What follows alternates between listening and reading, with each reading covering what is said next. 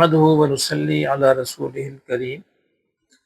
اکثر مفسرین، اکثر علماء یہ کہتے ہیں کہ سورہ فجر کے اندر والفجر ولیال عشر، جن 10 راتوں کی قسم کھائی گئی ہے، ان 10 راتوں سے مراد ذی الحج کی 10 راتیں ہیں۔ کیا واقعی ایسا ہے؟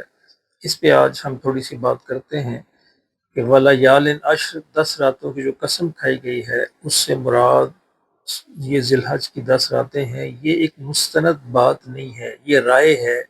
اگر نبی صلی اللہ علیہ وسلم سے ایک مستند حدیث ہوتی اور حضور صلی اللہ علیہ وسلم خود اس کی یہ تشریح فرما دیتے تو امت کے اندر کسی دوسری رائے کے ہونے کا امکان ہی موجود نہیں تھا۔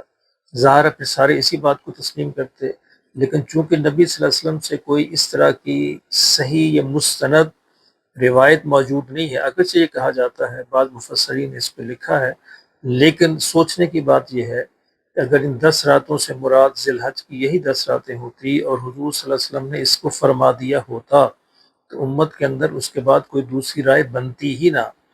لیکن چونکہ بہت ساری آراء موجود ہیں، اس لیے اس سے یعنی یہ سمجھنا کہ واقعتاً یہ ذی الحج کی 10 راتیں ہی مراد ہے، میرا خیال یہ محل نظر ہے، اس پہ ہمیں غور کرنا چاہیے۔ اور اس صورت کی جو بعد کی آیات ہیں، یہ بات ان سے بھی میچ نہیں کرتی۔ والفجر ولیال عشر والشفع والوتر واللیل اذا یسر، یہ ساری باتیں اس کے بعد کا جو مضمون ہے اس سے یہ بات میچ نہیں کرتی۔ تو سیاق و سباق کے حوالے سے ہی صورت کی اس بات کو دیکھا جائے گا۔ لہٰذا اگر کوئی اس بات کو مانتا ہے تو ٹھیک ہے، ہم اس کو بھی برا نہیں کہتے، لیکن میرا خیال ہے علمی طور پر اور عقلی طور پر اس بات کو سمجھنے کی ضرورت ہے کہ یہ بات اس صورت کے کانٹیکسٹ میں فٹ نہیں بیٹھتی کہ اس سے ذی الحج کی 10 راتیں مراد ہیں۔